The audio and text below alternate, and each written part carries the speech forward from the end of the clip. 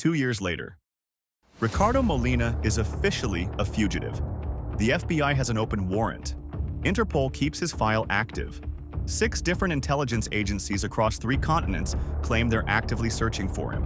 None of them have found anything. To law enforcement, he's the one that got away.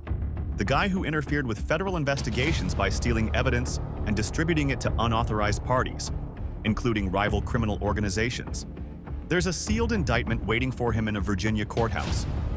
To the cartels, he's something worse. A ghost. A nightmare they can't shake. The Sinaloa cartel put a $5 million bounty on any credible information about his location. Dead or alive, they genuinely don't care which. Los Zetas thinks he's CIA. Jalisco. New Generation believes he cut a deal with the DEA and is living under witness protection in Prague or Buenos Aires. They're all wrong.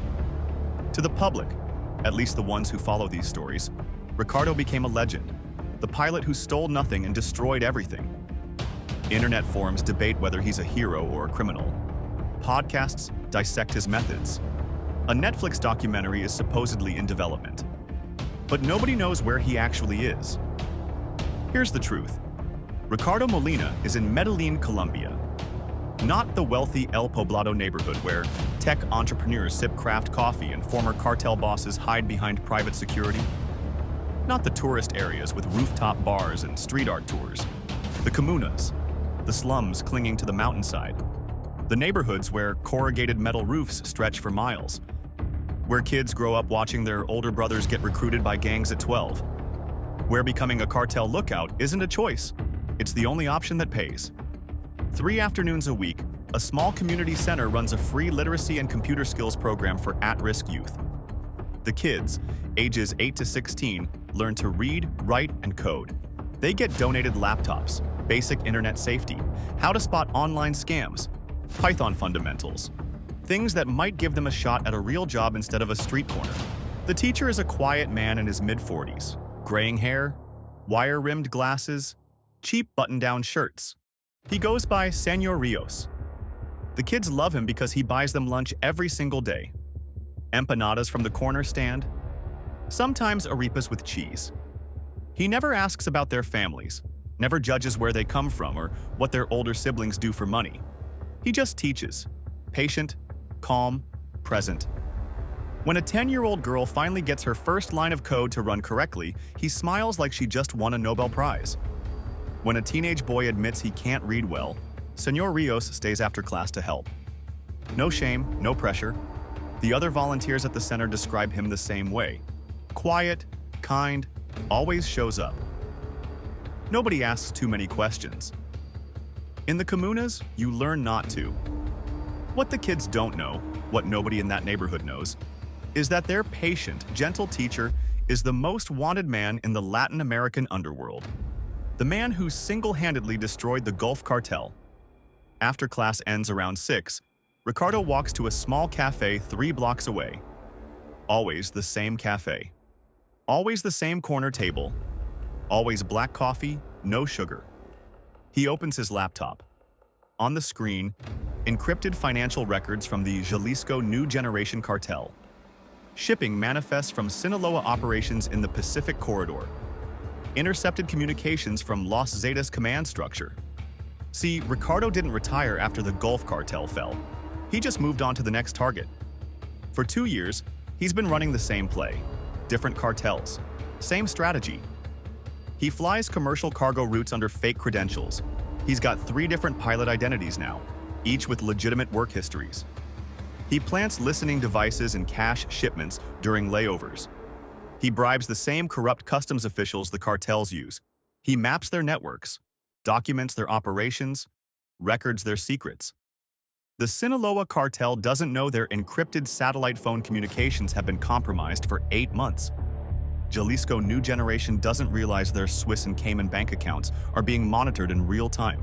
Los Zetas hasn't figured out that their entire tunnel network beneath the Texas-Mexico border has been surveyed, documented, and GPS tagged. Ricardo knows everything. And when each dossier is complete, when he has enough evidence to cripple an organization, he'll do exactly what he did before. Send it to the DEA, the FBI, Interpol, and to their rivals. Let them tear each other apart. It's systematic, methodical, invisible. Most nights, after he closes the laptop, Ricardo pulls a worn photograph from his wallet. It's old, faded. The edges are soft from being handled too many times. It shows a younger version of himself, maybe 10 years ago, in military contractor fatigues. He's standing next to a woman with kind eyes and a bright smile. A little boy, maybe 7, is between them. All three are smiling at whoever's taking the picture. The woman and child aren't in any official records. No social media profiles, no obituaries, nothing. But that photo is the only personal item Ricardo carries. There's a story there. A reason a logistics analyst walked away from a 6-figure salary to become a ghost. A reason he spent 8 years embedding himself in cartel networks.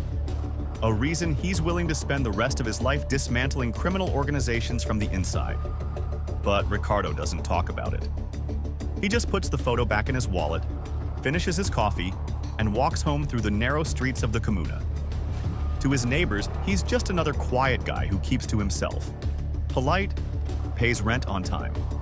Sometimes helps carry groceries for the elderly woman next door. Completely unremarkable. And that's exactly how he wants it.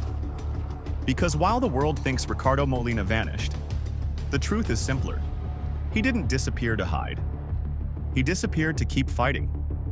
The $200 million heist was never about the money. It was about proving a point. Showing that even the most powerful criminal organizations have weaknesses. That patience and intelligence can defeat violence and corruption. And now Ricardo is applying that lesson on a larger scale. One cartel at a time. One dossier at a time. One systematic takedown at a time. He teaches kids during the day because they deserve better than the only future the cartels offer them. And he hunts cartels at night because someone has to. Somewhere tonight, maybe in Culiacan, maybe in Guadalajara, maybe in Nuevo Laredo, a cartel tech specialist is going to open a laptop for a routine security check.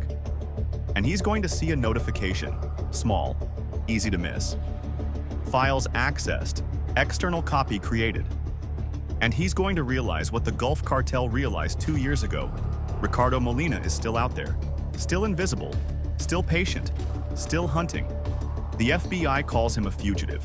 The cartels call him a ghost. But the truth is different.